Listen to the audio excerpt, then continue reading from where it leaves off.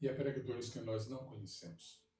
Há pregadores que nós conhecemos e amamos, e há pregadores que amamos sem conhecer.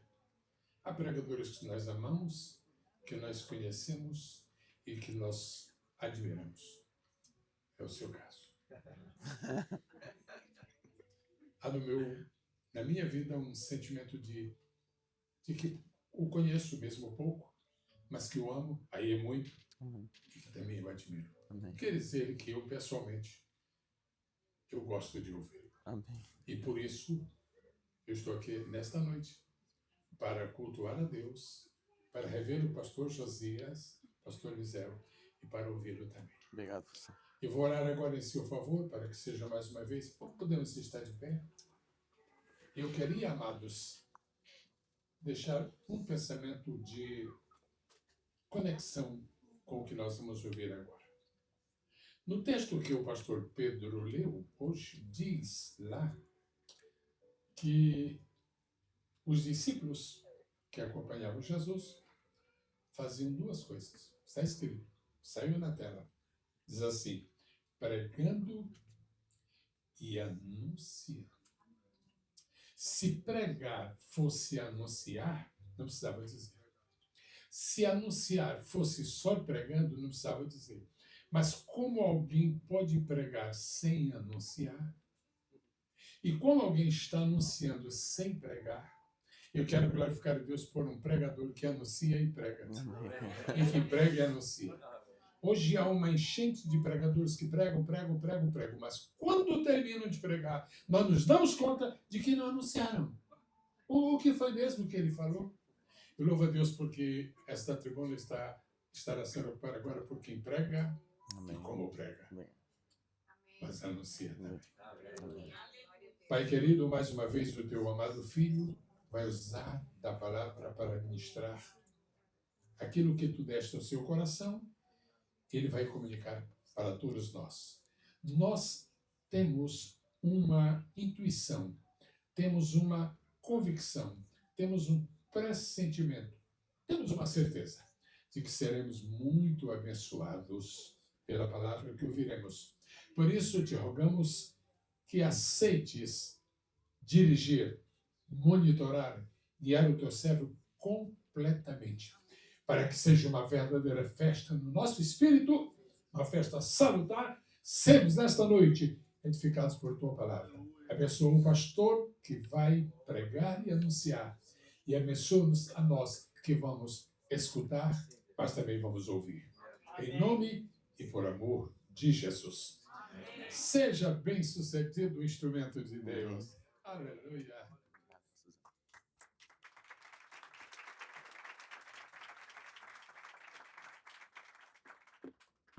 Pai do Senhor, pode se sentar, por favor. Meu sonho é que Misael tocasse para mim, mas... Obrigado. É estiloso, pastor. Meus irmãos, minha palavra de gratidão por estar com vocês uma vez mais, servir vocês, rever essa família tão abençoada. Eu não me sinto visita aqui, eu me sinto da Shekinah. E todas as vezes que posso, estou com vocês, e até quando não posso, preciso estar com vocês. Quero começar minha gratidão, enaltecer a Deus pela vida do pastor Josias, pastora Márcia, que são os pastores sêniores desse ministério, um casal abençoadíssimo, que tivemos a grata oportunidade de recebê-los em São Paulo num presentaço lá, e foi maravilhoso recebê-los lá. Eu estive no final do ano passado, no aniversário do pastor Josias, e peguei ele de surpresa. Foi, pastor Márcia? Foi muito bom, e bom tê-los aqui. Pastor Pedro, junto com a sua esposa, Deus abençoe vocês, é sempre um presente. Aos nossos pastores e obreiros de lado, pastor Josias, que acompanha também toda a caravana, Deus abençoe vocês. Pastora Raquel, pastor Misa, obrigado. Bonito, pastor. Pastor Glauber, pastora Márcia, Deus abençoe vocês. Eu mandei uma saudação de feliz aniversário para o senhor outro dia. Deus abençoe. Gostou muito, né? Depois de receber a liberação do pastor Gesiel, que é o príncipe dos pregadores, meu professor, para pregar hoje, eu me sinto ao mesmo tempo liberado, mas ao mesmo tempo pressionado. Não sei, é um misto de duas coisas, né? Para quem não sabe, em 2018, o pastor Gesiel foi ao Rio de Janeiro para uma conferência na igreja do pastor Silas, e a igreja arrastou o pastor Gesiel para São Paulo para me dar de presente ele pregar lá no dia do pastor. E para mim foi uma emoção maravilhosa, e ter ele aqui para mim é muito bom, é uma benção. Pastor Brinco, pastora Naná, Deus abençoe vocês, bom conhecê-los pessoalmente, Deus abençoe vocês. Amém? Reginaldo, sua esposa, que são presentes nossos, que estão por aqui. Deus abençoe. Abra comigo sua Bíblia, por favor. Gênesis, capítulo 50. Gênesis 50. Versículo de número 22. Gênesis 50, 22. Hoje eu estou com a caravana. Hoje eu estou com a mulher da minha vida. Esse ano nós vamos completar 20 anos de casado. Dia 10 de setembro. Vamos completar 20 anos de casado. Ela deu em cima de mim num culto como esse. Todo mundo já sabe, né? Eu falo muito nas redes sociais. Ela deu em cima de mim, aí eu me fiz de difícil. Nós temos 3 filhos. Temos ali a Ágata, de 18. Temos Manu, de 12. E Davi, fogo puro e querosene, que está lá na salinha, simplesmente botando fogo lá. Hoje eu estou acompanhado da minha mãe, que veio também conosco dessa feita. Tem Lincoln e Lídia, que estão comigo aqui, Dérica também. Então, trouxe eles, que se por acaso ninguém der glória, eles são obrigados a dar glória. Entendeu? Reginaldo com a esposa também. Eu vou ministrar um sermão panorâmico e biográfico. O sermão não será expositivo, não será temático nem textual, será panorâmico e biográfico. É um texto que o meu coração inclinou para esse primeiro dia, desejou repartir com vocês, e eu tenho certeza que vai nutrir sua alma nesse 4º ano da Shekinah Church aqui em Orlando. Então preciso muito que você deixe seu texto aberto. Vamos comigo. Gênesis capítulo 50, verso 22 a 26. O tema do meu sermão é ossos e histórias dentro de uma caixa. Gênesis 50, verso 22. Professora Raquel, a senhora lê para mim? José ficou morando no Egito, ele e a casa de seu pai. Viveu 110 anos. Quantos anos? 110 anos. 110 anos, vai. José viu os filhos de Efraim. Grite bem alto, José viu. Existem coisas que Deus vai nos dar, a beifitude, a benevolência, a felicidade de ver, desfrutar em nossa próxima geração a bênção que Deus prometeu a nós se cumprir em nossos filhos, e até mesmo sobre os nossos netos e bisnetos. Eu sou neto de um homem de Deus, um grande sacerdote que descansa já no Senhor. Eu vi a bênção que Deus prometeu sobre ele chegar na minha vida, e também vi a bênção chegar sobre a vida dos meus filhos. E pela fé já estou vendo a bênção chegar sobre os meus netos. É a bênção de Deus. Continua. Até a 3ª geração. Também os filhos de Mequir, filho de Manassés, os quais José tomou sobre os seus joelhos. José disse a seus irmãos: eu vou morrer em breve. Mas Deus certamente visitará vocês e fará com que saiam desta terra. Grite bem alto assim, ó. Certamente. Não, mais alto, diga. Certamente. Certamente o Senhor visitará o seu povo e vos fará subir. Não é só uma perspectiva geográfica, de topografia. É um ambiente espiritual também. É o Deus que nos abençoa na perspectiva geográfica, mas Deus que promete coisas espirituais. Ok? Vai. Para a terra que jurou dar a Abraão, a Isaque e a Jacó. Se você trouxe caneta, eu penso que é importante, né? Se você puder circular esses 3 nomes, lá no final do verso diz que jurou a Abraão, Isaque e Jacó. Grite bem alto. Deus de Abraão, Deus de Isaque, Deus de Jacó. Continue, pastor. José pediu aos filhos de Israel que fizessem um juramento dizendo: Deus certamente visitará vocês. Quando isso acontecer, levem os meus ossos daqui. José morreu com a idade de 110 anos. Eles embalsamaram o seu corpo e o puseram num caixão no Egito. Pega na mão de alguém e diz assim: eu escolhi um bom lugar ao seu lado para dar glória para Jesus hoje.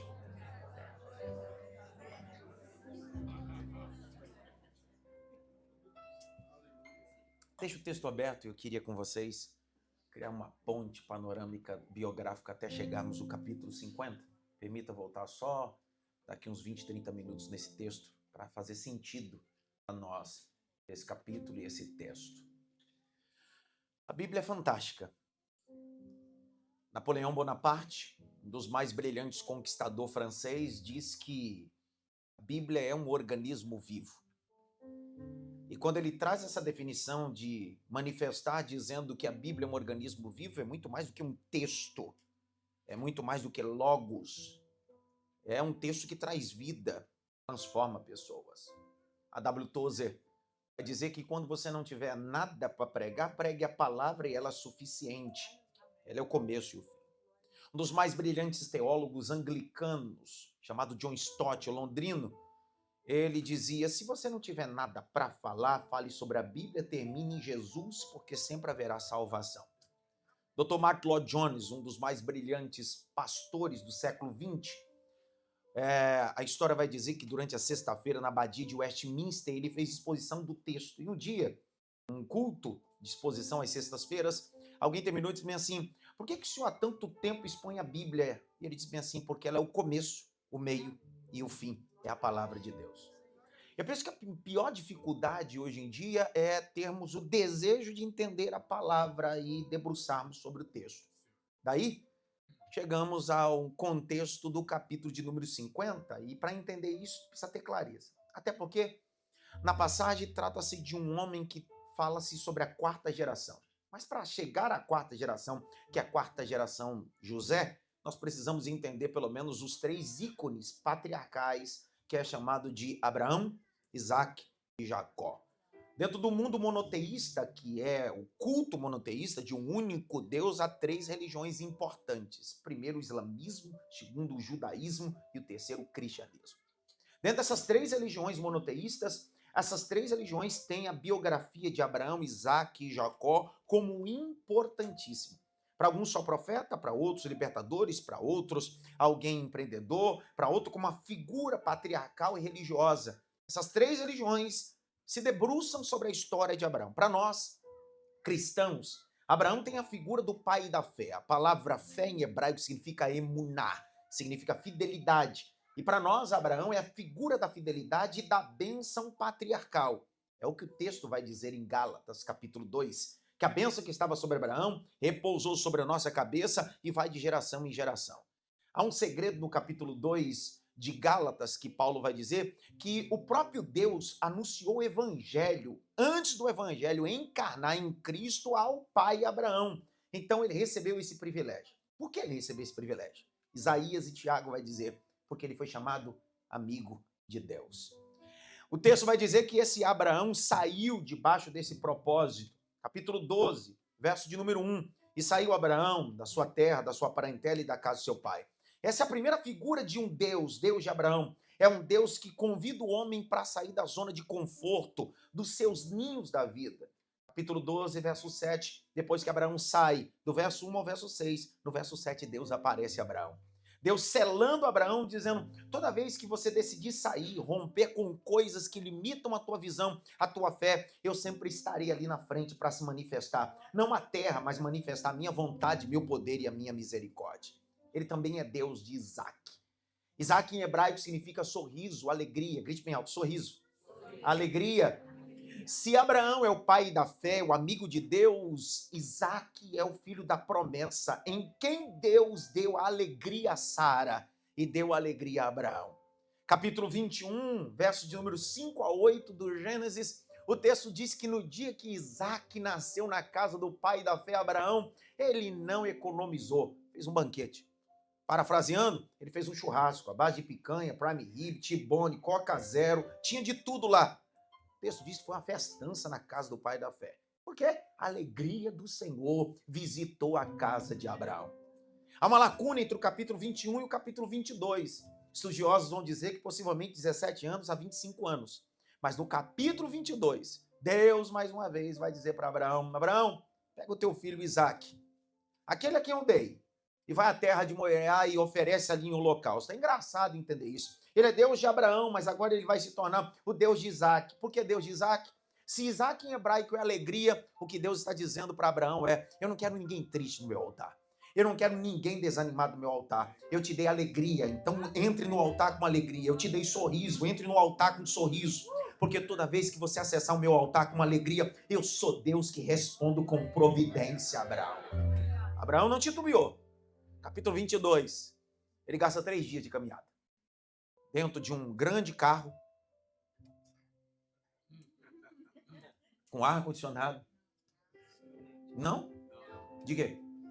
Jumento. Menino, quem aqui já andou a cavalo? Não, falando sério, quem já andou a cavalo? Aqueles passeios miguezinho que você paga. Não, vai andar. A Bíblia diz que ele andou 3 dias de jegue ou de jumento. Menino, dá para imaginar Abraão chegando no seu destino? 3 dias depois. Outro dia eu falo que eu fiquei pensando com esse texto. Outro dia eu falo, mas é engraçado. Falo agora não. Se Deus queria que Abraão matasse Isaac, por que não pediu para Abraão só saísse da tenda, fosse no quintal e matasse? Por que Deus forçou Abraão a caminhar 3 dias em cima de um jumento? Será que Deus queria que Isaac morresse? Ou queria que Abraão se envolvesse com Isaac, o Deus de Isaac agora? Será que Deus quer que nós saiamos só da nossa zona de conforto ou consigamos reatar o relacionamento que dantes fez sentido para nós? Porque o Deus de Abraão era um Deus que caminhava junto com ele. Uau! O que Deus estava dizendo para Abraão é: parece que depois que eu dei Isaac, você deixou de caminhar comigo. Então você vai aprender a caminhar comigo, com Isaac, com tudo no meu altar. Ele é Deus de Abraão, mas ele é Deus de Isaac. O capítulo de número 22 diz que eles estão subindo junto. Permita fazer essa 15 introdutória, vai fazer sentido quando eu chegar no capítulo 50. Eles estão subindo. Abraão olha para Isaac. Ele é Deus de Abraão, agora vai se tornar o Deus de Isaac ali. Isaac disse assim: painho, aqui tem fogo, tem lenha, tem cutelo, mas aonde está o cordeiro para o holocausto? Eu gosto de Abraão por causa disso. Abraão disse: Deus proverá para si o cordeiro. Caminham juntos. Isaac deita no altar. Abraão amarra Isaac no altar. O cutelo vai descendo. Mas não é mais veloz do que a velocidade da luz e a velocidade do som. Vem um anjo na velocidade da luz. Em seguida, o anjo vem gritando na velocidade do som, gritando, diz assim: Abraão, Abraão, não toque no menino, porque Deus te trouxe para cá para cumprir promessa, parafraseado. Eles descem juntos, e é engraçado. O Deus de Isaac vai se manifestar no capítulo 26 do Gênesis, quando Abraão, já morto, deixou heranças. Grite bem alto: herança. Mais alto: herança. Mas Abraão não deixou só herança, Abraão deixou legado. Eu vi um yes aí, mas eu vou de novo. Herança é o que você deixa para o filho. Legado é o que você deixa no filho. Capítulo 26, o texto diz que Abraão deixou herança que eram poços. Era a coisa mais rica e mais importante que se podia deixar. O texto diz que enquanto estava entulhado, não tinha água, ninguém queria. Foi só Isaac colocar a mão. Por quê? Porque existem heranças que são deixadas, mas não são deixadas de formas fáceis para nós. A gente precisa se envolver com esse propósito chamado herança. E quando ele começa a desentulhar, inimigos invejosos aparecem. Napoleão Bonaparte diz que o invejoso apodrece o seu coração e tenta apodrecer o coração de quem inveja. Os invejosos chegaram, e é engraçado isso, porque o texto vai dizer que Isaac olha e diz assim: eu não faço questão disso. Ele não está desfazendo da herança, mas ele está dizendo: meu pai deixou uma coisa que é mais importante que a herança. Meu pai deixou legado. E qual foi o legado? Meu pai sabia que a bênção não estava no local, a bênção estava nele. Então a bênção que estava no meu pai está em mim também. Vou liberar de novo. É a cabeça de Isaac. Isaac está dizendo: eu não faço questão de coisas pequenas, ainda que a herança tenha sido do meu pai. Mas já que vocês querem esse Sitna, você quer esse Ezeque, fica aí. Mas eu sei que a bênção que estava sobre meu pai também está sobre mim, a planta dos meus pés, aonde pisar o Senhor me dará como herança. Ele não faz questão de pequenas coisas. Ele entende seu princípio. Vai se tornar agora o Deus de Jacó. Jacó nasceu em uma casa privilegiada, patriarcal. Imagina comigo. O vô Abraão, o pai Isaac, a mãe, Rebeca. Olha o ambiente dessa casa. Grite bem alto: o ambiente dessa casa. Querido, tinha tudo para dar certo. Já leu o texto sagrado do capítulo 27 e 28 do Gênesis? Capítulo 27 e 28, que tinha tudo para ser um casamento belo, uma família bela, se tornou o pior caos familiar. Padrão a não ser seguido. E outro detalhe importantíssimo para entender isso, é o seguinte: o casamento de Rebeca com Isaac, casamento de Rebeca com Isaac, a família deles, não deu certo, não foi por culpa do diabo, foi culpa deles mesmos. A gente tem uma mania de culpar o diabo e os outros daquilo que nós cometemos. Nós temos o resquício de Adão. Você sabe que quando Adão comete o erro, primeiro, de não governar, segundo, de não dominar, terceiro, de não administrar, ainda que pareça ser tudo a mesma coisa, mas são coisas distintas na perspectiva hebraica. O texto diz que quando Deus se manifesta no jardim, Deus pergunta para ele assim: aonde está você? Primeiro ele disse: eu me escondi. Já que eu apareci para dizer quem é o culpado da história. Parafraseando, Deus pergunta: quem? Ele disse: tem 2 culpados e um inocente. O primeiro culpado é o Senhor, o segundo essa miséria dessa mulher que o Senhor me deu. Eu estou aqui de boa. Mas mal sabia Adão que aquela miséria que ele disse saiu de dentro dele. Então nunca aponte o erro que está fora, que um dia teve dentro de você. Fechei o parente e voltei para o texto. O texto diz que Jacó tinha tudo para ser uma bênção. Só que o capítulo de número 27, o texto diz que na casa de Isaac havia uma má administração familiar. Toda vez que você olha Esaú na Bíblia, ele está trabalhando. Toda vez que você olha Jacó na Bíblia, ele está deitado numa rede, tomando água de coco e cantando o hino da harpa. Eu quero trabalhar para o meu Senhor. Você nunca vai ver ele trabalhando. A mamãe dá tudo na boca. O papai faz tudo. Até que o capítulo de número 28, o texto vai dizer que o capítulo 28 vai dizer, eu tenho déficit de atenção, fala eu me perco. Eu me perco. Capítulo 28, o texto vai dizer que Abraão, já me confundi. Eu tenho déficit de atenção. Filma eu, vai. Falou comigo, eu me perco na minha raciocínio. Vamos lá de novo. A casa tinha tudo para ser uma benção. Grite bem alto. Tinha tudo para ser uma benção. Mais alto. Tinha tudo para ser uma benção. Isso. Capítulo 28, o texto vai dizer. Coloquei no trilho de novo. A pessoa com déficit de atenção, se você falar junto com ela, ela perde. Entendeu?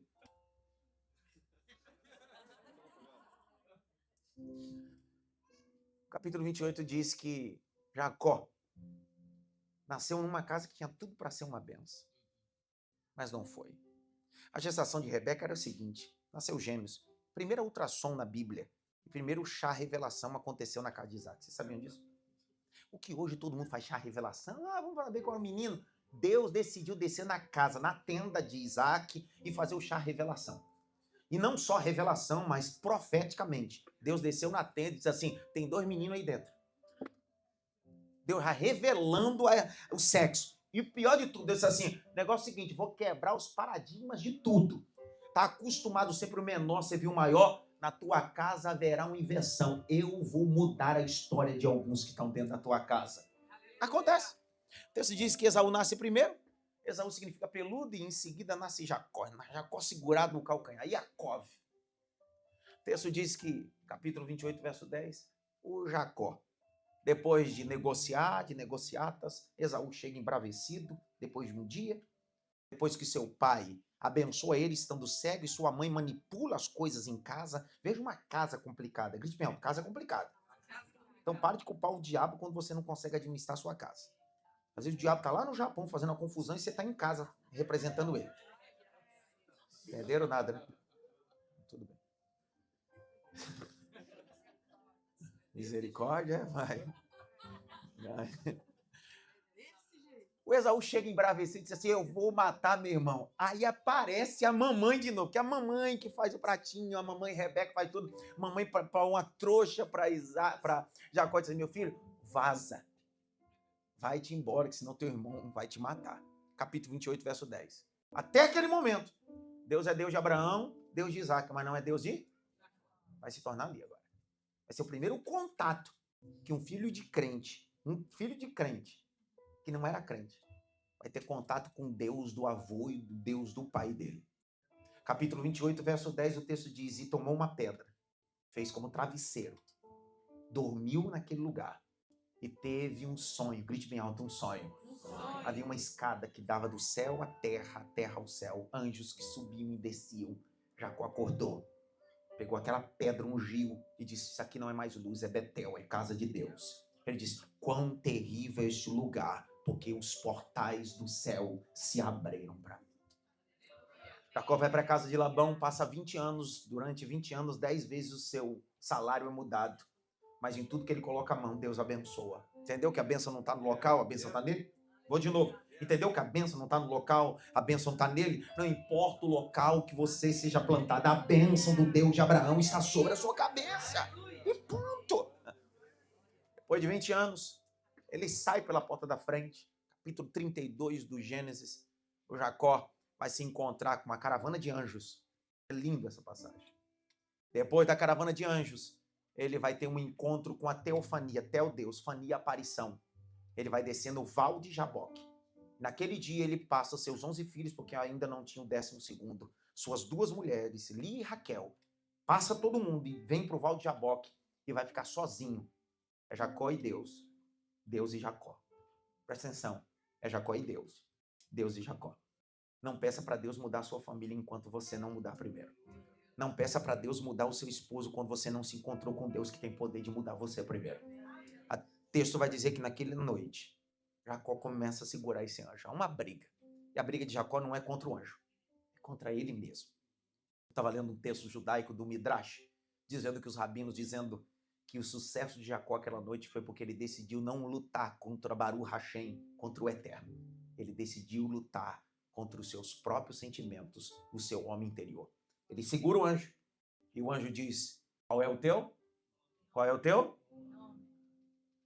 Esse anjo tem o poder de fazer Jacó voltar alguns anos atrás.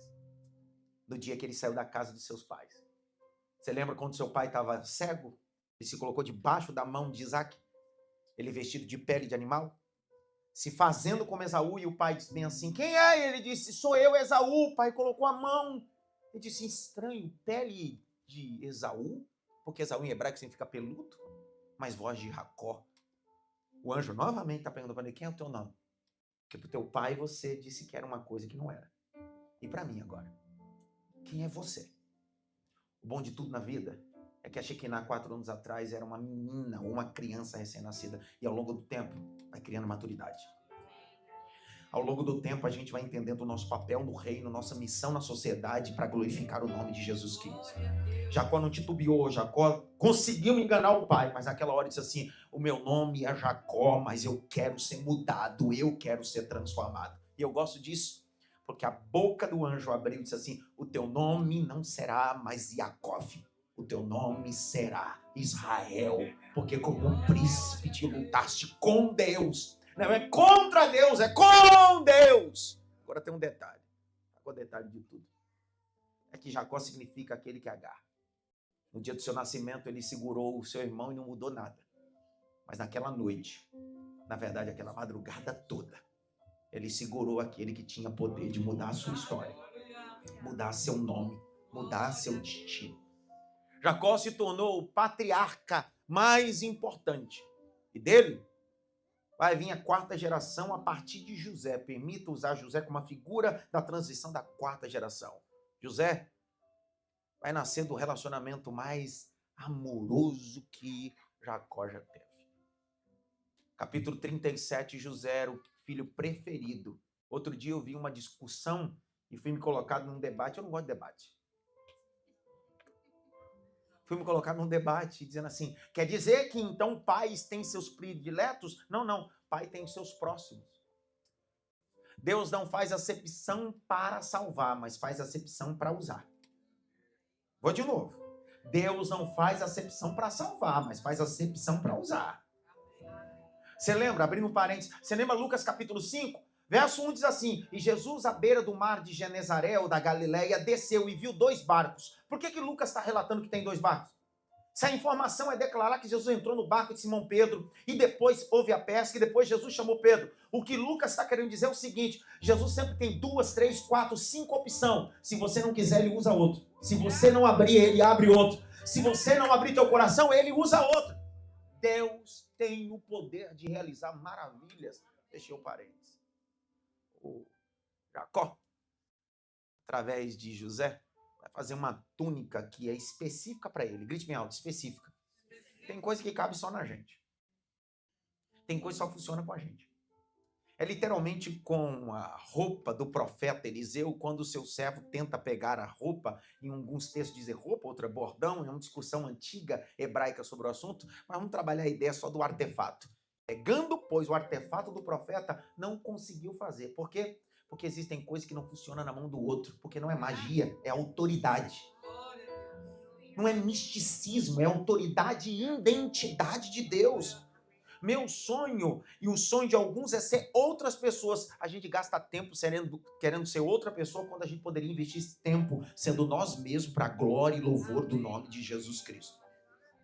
Só que o capítulo 37 vai dizer que o Jacó tem um filho privilegiado e esse privilegiado em casa cria problema. Problema de inveja. Grite bem alto, inveja. Mais alto, inveja. Ei, lembre-se tudo antes, que quando Deus fala com você, Deus não fala no seu presente, Deus fala no seu futuro. Grite bem alto, futuro. Mais alto, futuro.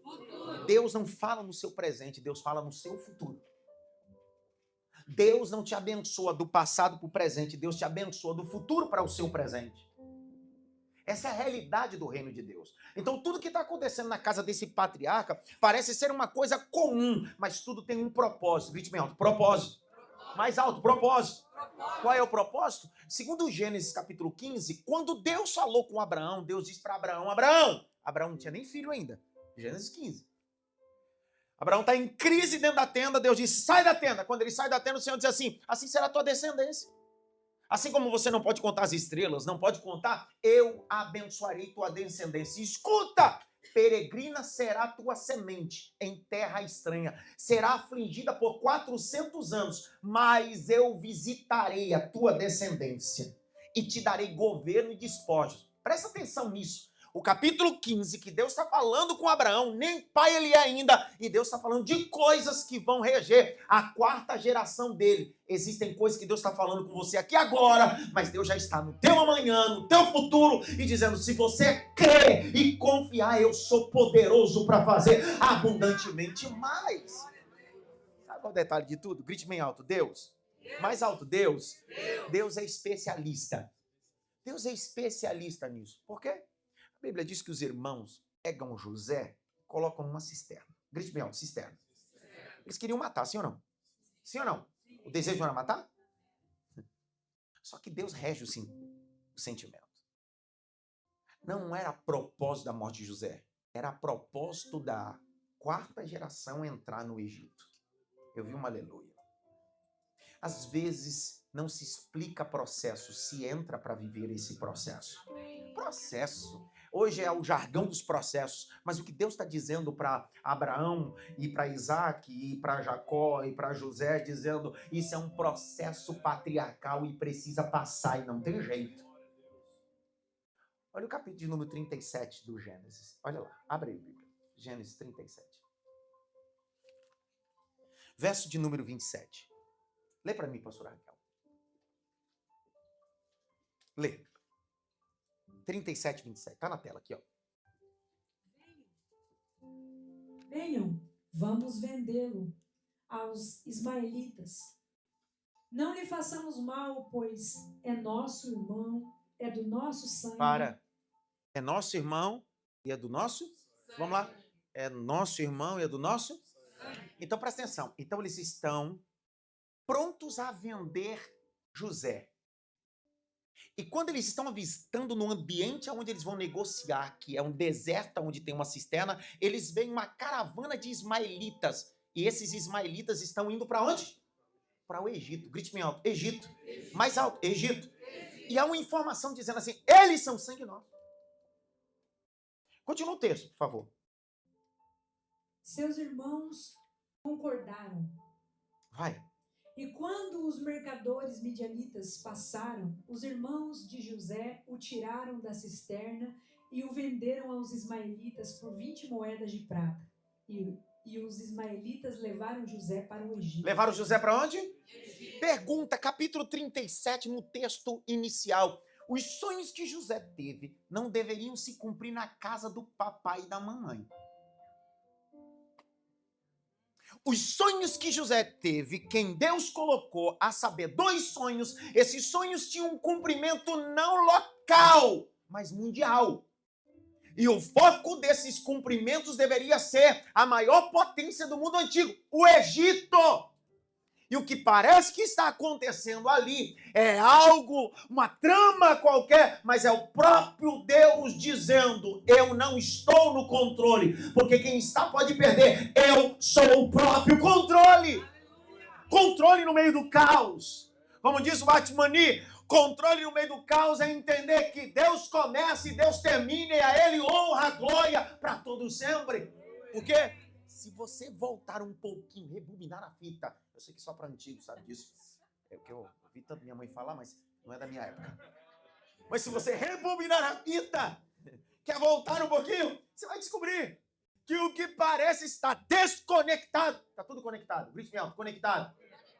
Tem uma caravana de ismaelita, só que para aquela caravana que está vindo do deserto, se tornar a caravana que vai ser o Uber de Deus.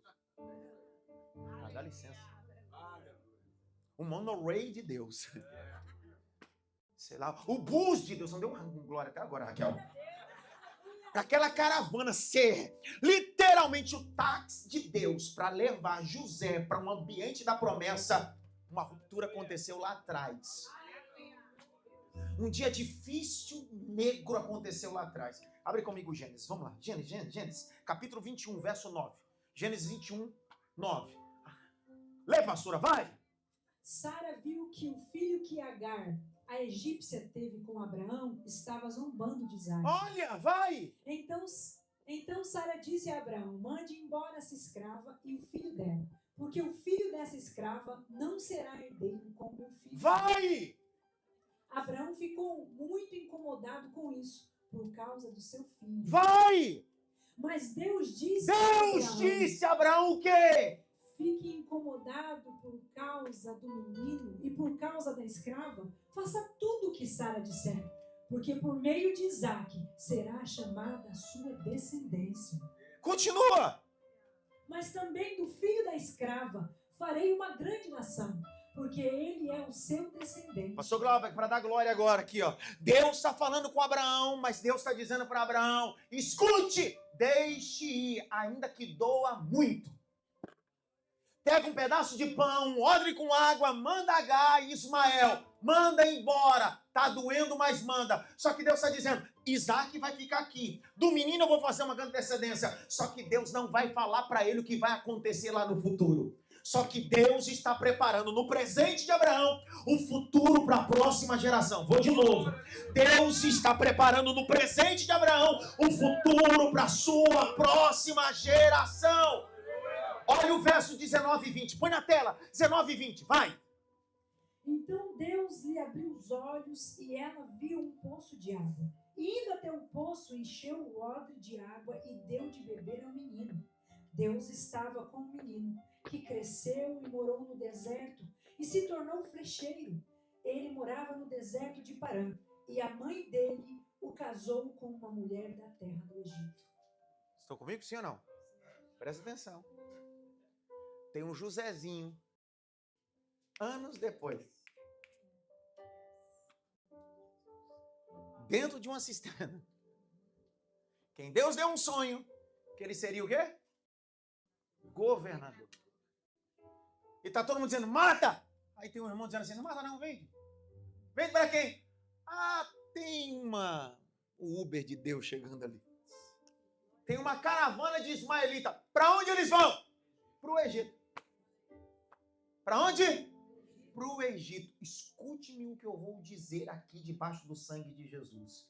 Você está aqui, Deus já está preparando tudo segundo a sua vontade amanhã.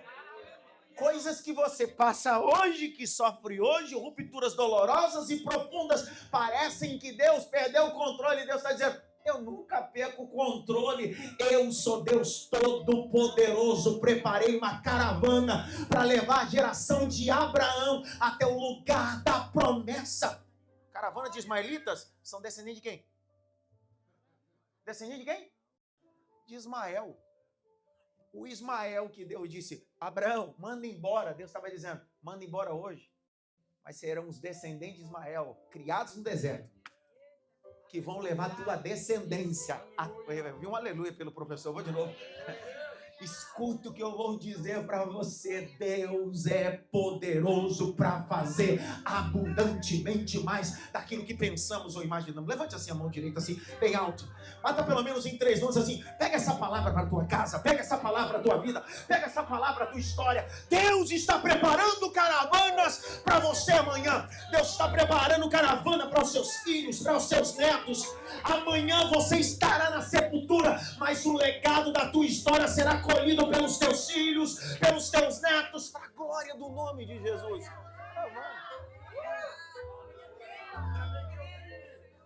O José está no Egito, vai ser comprado por Potifar.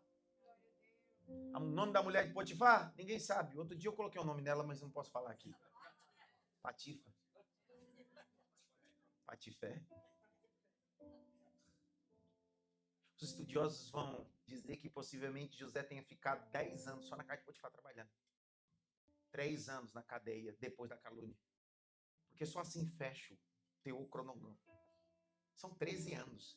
Ele foi vendido com 17. Com 30 se torna governador. Para fechar essa conta, só desse jeito. Porque tem gente que acha que a coisa acontece da noite para o dia. Se 13 anos para você é noite para o dia, é porque você está fora do projeto. Ninguém fala nada comigo. Quem está do lado de fora sempre acha que é da noite para o dia. Quem está do lado de fora diz assim, nossa, sempre foi assim. Quem está do lado de fora diz, nossa, que maravilha, Shekinah. 4 anos atrás, era só o sangue de Jesus, a mão do anjo e os 2 pés do querubim. É sobre isso. É sobre isso. É sobre caminhar debaixo de promessa e crer que Deus é poderoso para fazer abundantemente mais. Estão comigo, sim ou não? José está na cadeia depois da calúnia. Vixe, meu, calúnia. Na cadeia ele não vai sonhar, mas vai interpretar sonhos. Vai ativar um novo processo na vida de José. Porque os processos vão moldando você a criar coisas mais excelentes em Deus. Tem um padeiro, tem um copeiro. Ambos têm um sonho. José já não está sem paciência na vida dele. Ele já não tem esse negócio de, não, já. Padeiro, morreu. Mas não tem uma palavra de conforto, não, morre. E o copeiro? Vive. Mas lembra de mim. Acontece do jeito, né? O padeiro é morto. O copeiro sobe. Só que o copeiro sobe. Esquece de quem? De quem? Pergunta que não quer calar. Se o copeiro lembrasse de José, José seria só mais um copeiro. Só mais um? Então, para de querer viver a promessa fora do tempo. É igual banana verde. Estão comigo, sim ou não? Ai, se esqueceu de mim. Ai, meu Deus. José entendeu que foi esquecido, mas continuou administrando a cadeia. Não dê glória, agora você vai ver. Gênesis 43 a 45, o texto diz que quando o faraó está lá em cima tendo sonho, não tem ninguém que consegue interpretar. Chama os magos, os astrólogos. De repente chega o copeiro na sala com uma taça para entregar para faraó. Ele está ali só para entregar a taça. Só que quando ele está entregando a taça, ele ouve o barulho dizendo, não tem ninguém que interpreta o sonho. Na mesma hora, o córtex cerebral dele, pá! Eu conheço alguém que sabe interpretar. E enquanto ele vai entregando a taça para faraó, ele diz, meu senhor, eu conheço um cara que tem, olha, esse tem um plá. Aonde ele está? É aqui pertinho. Manda chamar. Quando desce para a cadeia, capítulo 43 a 45, José faz uma coisa que pasmem vocês dentro da cultura. Quando chegam na cela e pedem para José se apresentar, José tinha uma roupa no canto, que ele troca de roupa. Tinha uma gilete, que ele faz a barba. Escrito no texto assim, e fez, pois, José a barba. Trocou de roupa. Foi ou não foi, professor? Tá escrito ou não tá, professor? Assim. Eu queria dar o tema para esse kit. Kit de ação de graça. Você não deu glória. Você pode explicar o que for dentro do Cairo, do Museu do Cairo. Ah, José fez a barba porque os egípcios... Não. Esquece isso. Nada justifica dentro da cultura egípcia o que José fez. O que José estava fazendo era o seguinte, muito mais do que se apresentar a Faraó, José tinha noção que ia sair para nunca mais voltar. Então ele não está só se preparando para se apresentar a Faraó, ele está se preparando para o cargo que a quem Deus havia. Porque para ser uma autoridade dentro do Egito, precisava ter toda a sua barba raspada, totalmente indumentária. José está dizendo, eu não vou lá só interpretar, eu vou interpretar e vou começar a administrar esse lugar, porque Deus vai cumprir a sua promessa. Eu gosto disso. Porque quando José interpreta os sonhos, ela disse, e agora? Quem poderá nos defender?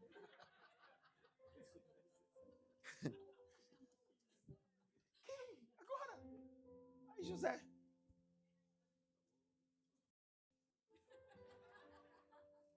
Eu entendo de DRE, demonstrativo de rendimento, eu entendo de administração. Eu sei! O senhor senta no trono e deixa comigo.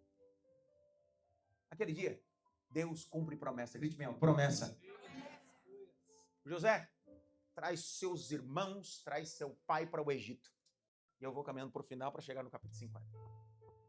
Aos 110 anos, José está à beira da morte. Já viu a bênção dos seus filhos, netos e bisnetos. O texto diz a terceira geração. Colocou os seus joelhos. Aos 110 anos, ele olha para todo mundo e diz assim, eu vou morrer. Mas certamente o Senhor visitará o seu povo. Ó, você entendeu porque eu comecei em Abraão?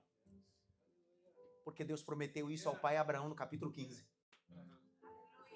Abraão falou para Isaac, que Isaac falou para Jacó, que Jacó falou para José. Eles estão no Egito e ele está dizendo assim, ó, eu sei que aqui foi só uma passagem. A gente desceu como fuga e espaço. Mas Deus fará a gente subir novamente a terra que mana leite e mel, Canaã. Aí ele olha para os seus familiares, sua descendência assim, me prometam o quê? Me prometam o quê?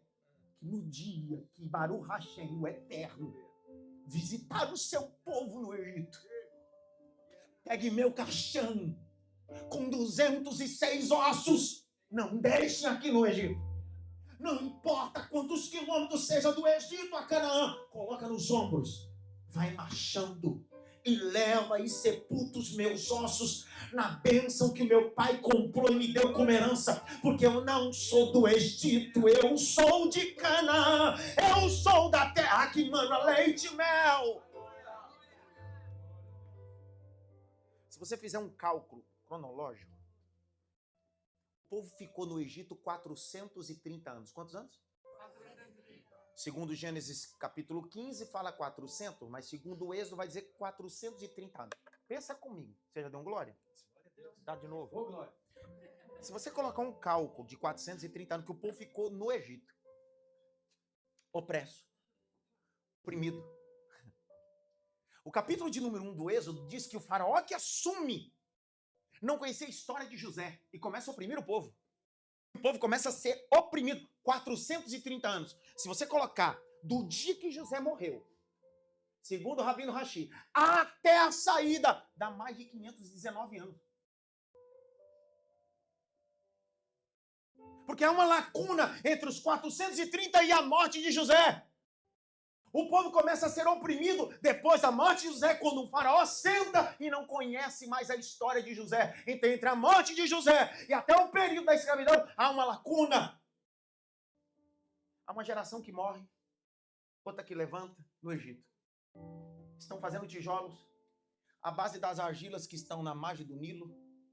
E o povo está opresso na cidade de Gozém. A capital é Ramsés. E um vai passando por outro dizendo bem assim, a gente está sendo oprimido hoje, mas certamente o Senhor visitará o seu povo. Tem dia que é dia terrível, a mão está calejada, tá sangrando. Mas um vai falando pro outro, bem assim, fica tranquilo, eu não sei que dia, eu não sei que hora, mas certamente o Senhor visitará o seu povo.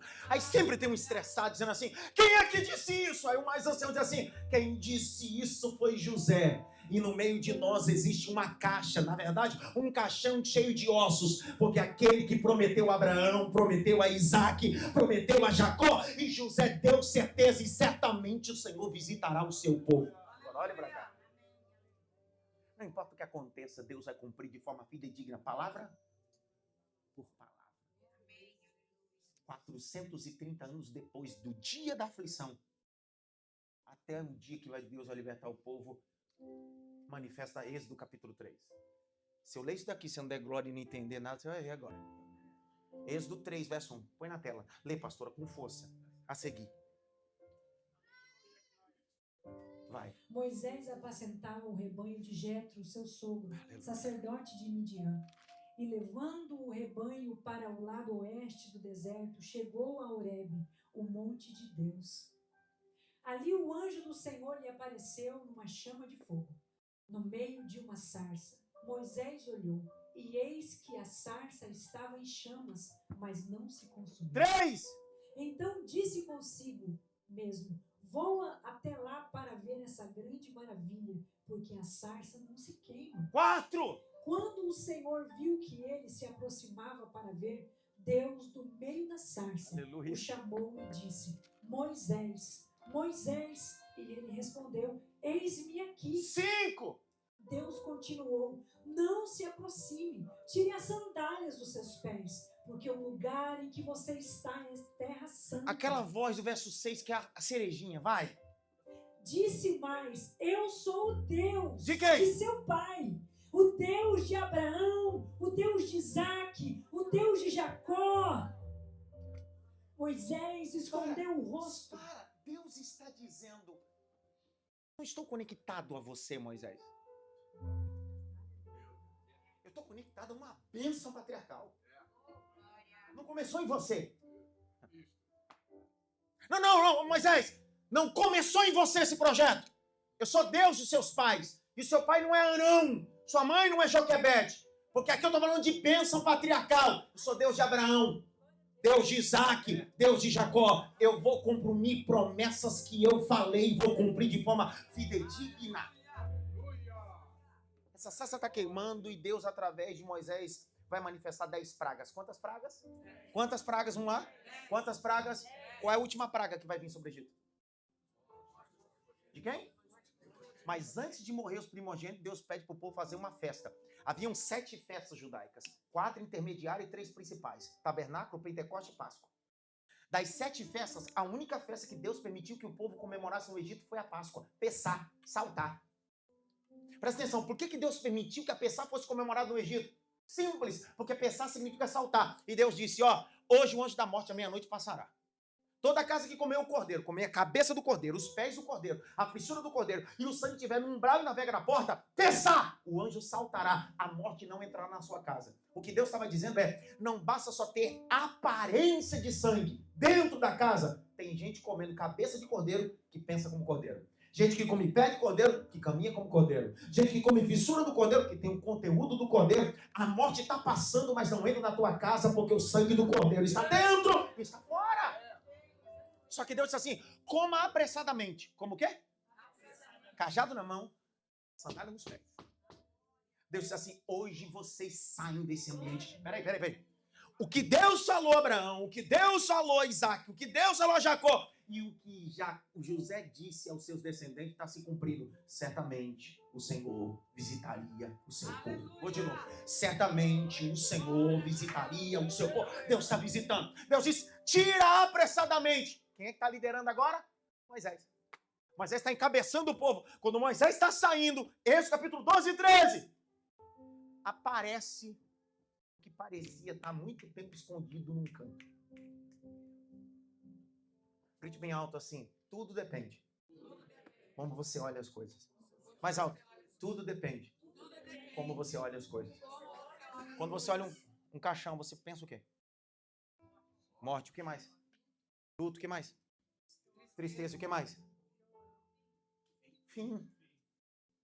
para aquele povo, aquele caixão. Era o início. Sonho, esperança, promessa. Passou de geração em geração, neto para bisneto. São 431 falando pro outro, dizendo assim, ó, se tem caixa, tem caixão, tem osso, tem esperança. Eu imagino o discipulado que era feito entre os hebreus. Ali tem os ossos de José. Sabe a história de José? Não sei, vou te contar. Todo mundo contava, ele disse que Deus vai visitar, e Deus vai visitar. Aquilo não era tratado como amuleto, porque amuleto não era os ossos. A verdade da história é sobre isso. Quando eles estão saindo, Moisés está liderando e aparece o que estava escondido. Êxodo capítulo 13, põe na tela com força. Êxodo 13, versos 18 e 19. Lê, pastora Raquel, com força. Porém, Deus fez o povo rodear pelo caminho do deserto, perto do Mar Vermelho. Os filhos de Israel saíram do Egito organizados como um exército. Vai! Moisés levou consigo também os ossos de José. Não, lê de novo! Moisés levou consigo também os ossos Lê de novo! Moisés levou consigo também os ossos. Não, mas lê de novo que eu quero ouvir! Moisés levou consigo também os ossos de José. Preste atenção, o que parece ser um fim, o que parece ser tristeza, o que parece ser luto, tem o Moisés com o caixão dizendo, Deus falou, Deus cumpriu, bendito seja o nome do Senhor. É alguém com a caixa, um caixão de ossos. Olha que loucura. Não sei se eu posso falar isso aqui para terminar. Já deu glória, pastor? Amém. Glória a Deus. Do Egito até Canaã. Poderia ser uma viagem de 40 dias. Demorou 40 anos.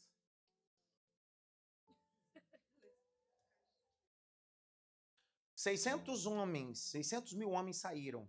Para mulheres e crianças. Os estudiosos vão dizer 3 milhões de pessoas. Naquele dia. Fora algumas pessoas que não eram hebreus. Qual era a única coisa que vitaminava aquela caravana?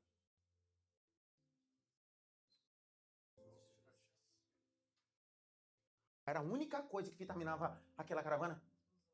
Não, tira o olho. Do quê? Dos ossos.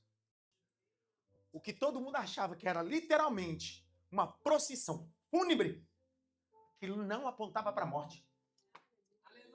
Eu ficava imaginando os amalequitas, assim, um bando de gente levando alguém para enterrar. Mas aquilo era a esperança do coração do povo, dizendo, Deus falou, Deus cumpriu, Deus falou, Deus cumpriu, Deus falou, Deus cumpriu. 40 anos. Aquela geração morreu no deserto, sim ou não? Sim ou não? Só que antes daquela geração morrer, 2 só que sobraram daquela antiga geração. Qual era o nome deles? Só que antes de morrer,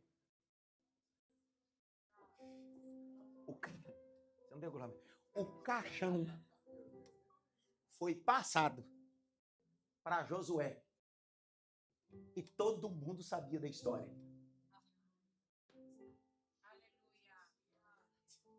Quando Josué chega na terra que mana leite e mel. Uau. Olha o que aparece novamente lá. Abre comigo Josué 24. Abre na tela. 24, verso 31 e 32. Põe na tela. 24, 31 e 32. Lê, pastora Raquel, com força. Israel serviu o Senhor todos os dias de Josué e todos os dias dos anciões que ainda sobreviveram por muito tempo depois de Josué e que sabiam de todas as obras que o Senhor tinha feito. Qual era a obra? Vai!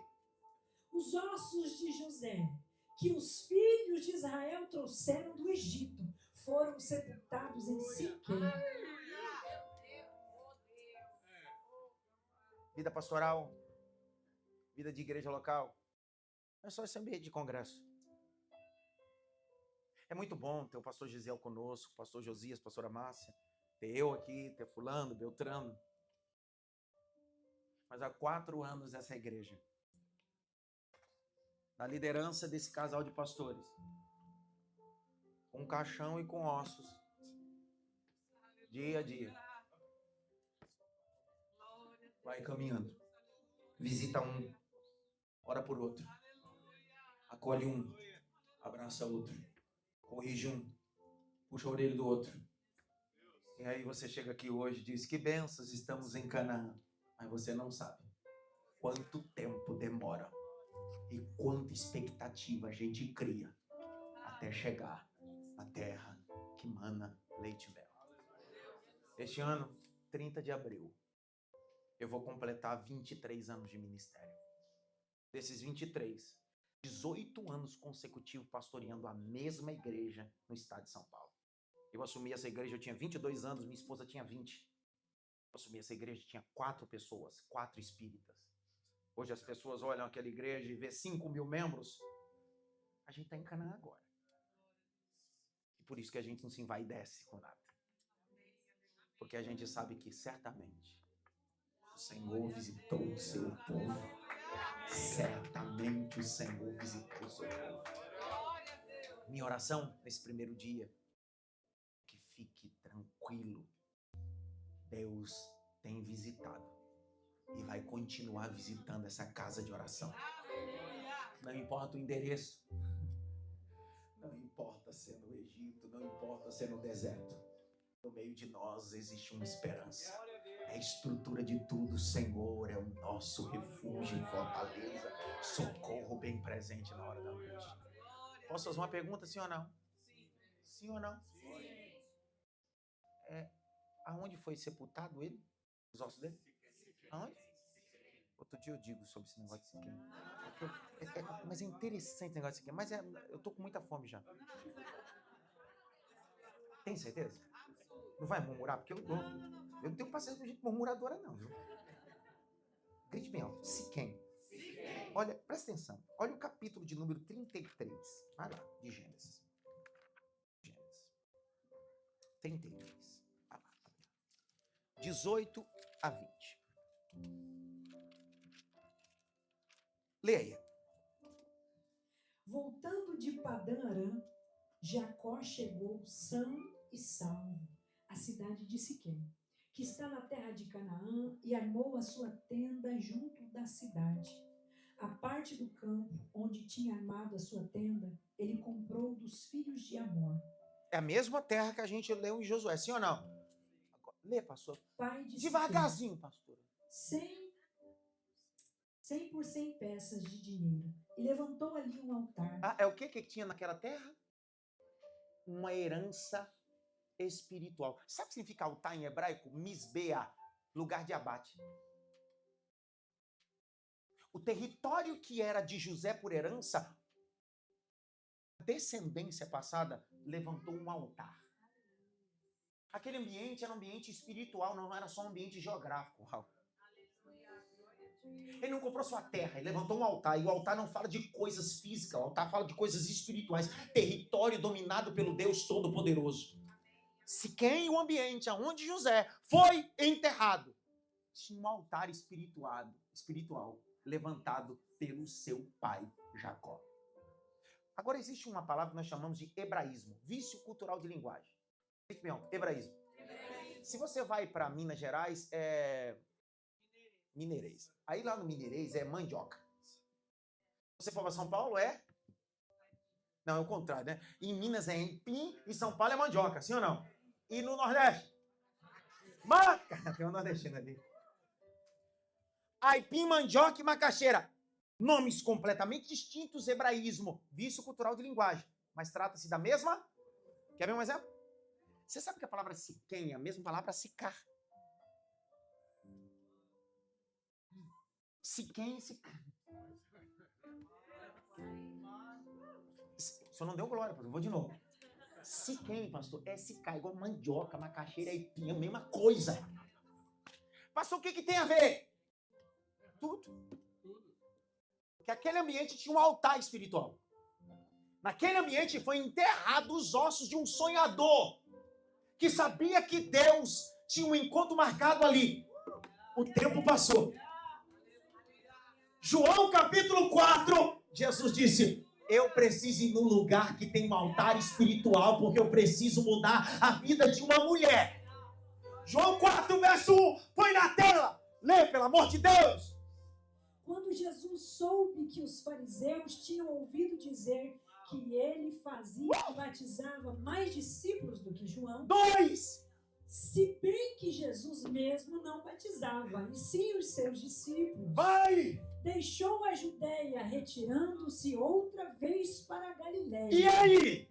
E era-lhe necessário passar pela região de Samaria. E aí? Assim Jesus chegou a uma cidade samaritana chamada Sicar. Vai! Perto das terras que Jacó tinha dado ao seu filho. Era para ter dado José. glória. Dormiu, vai! Vai! Ali ficava o poço de Jacó. Cansado da viagem, Jesus sentou-se ao poço e era por volta do meio-dia. Deixa eu falar para ver se você prega comigo. Jesus olhou para os discípulos assim: eu preciso passar no lugar aonde tem o altar que Jacó levantou, aonde tem os restos mortais de José o sonhador, mas tem um poço. E todo dia, meio-dia, uma mulher em frangalhos emocionais vem pegar água sozinha. Dessa feita eu vou sentar no poço e eu quero ter um encontro com ela, porque hoje eu vou mudar a história dela num lugar.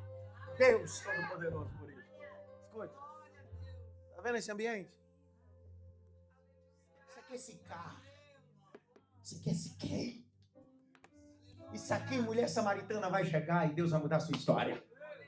Aqui nesse lugar, os Jacós vão edificar altar. Aqui nesse lugar, alguns Josés vão voltar a sonhar. Isso aqui será chamado Sicar, Siquém, lugar de recomeçar, lugar de Deus Todo-Poderoso. Que pé. E calamarachuri me calavácia. Ei, gassorema xaragawafa. Escuta.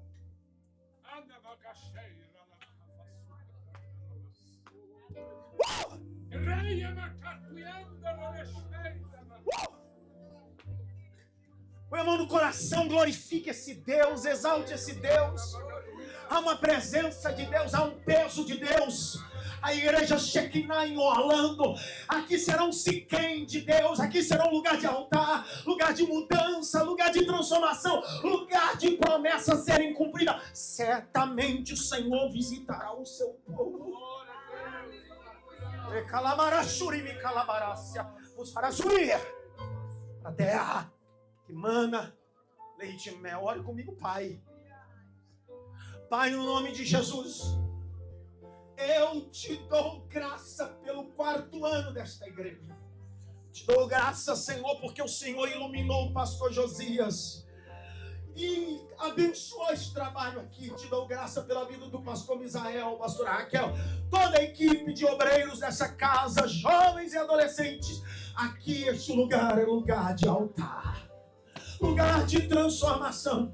Meu desejo, Senhor, é que esta igreja não enche, mas cresça saudavelmente, biblicamente, cresça para a direita, para trás, para frente e principalmente para o alto, porque certamente Deus visitará o seu povo e vos fará subir. Nós somos a igreja do arrebatamento.